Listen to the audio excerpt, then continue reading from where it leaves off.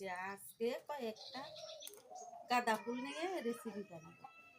ভালো করে ধুয়ে নেব, ধুয়ে এইভাবে বেছে নেব। নিচের এই অংশটা দেব না, এটা দিলে তেতো লাগবে। নুন দিয়ে দেবো পরিমাণ মতো, হলুদের গুঁড়া দিয়ে দেবো, একটু জিরার গুঁড়া, ধনিয়ার গুঁড়া দিয়ে দেবো, গুঁড়া দিয়ে দেবো, এতটুকু পরিমাণ চালের গুঁড়ো দিয়ে দেবো, বেসন দিয়ে দেব। ভালো করে মেখে নিয়েছি। আজকে বানাবো গাঁদা ফুলের পকোড়া। সাদা তেল দিয়ে দিলাম কড়াইতে। জানলা বন্ধ, এবার এভাবে দিয়ে দেবো।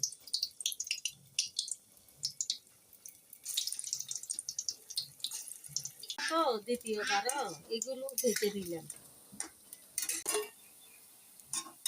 শব্দটা কেমন হয়েছে? খুব মুচমুচে হয়েছে। রেডি গাঁদা ফুলের পকোড়া।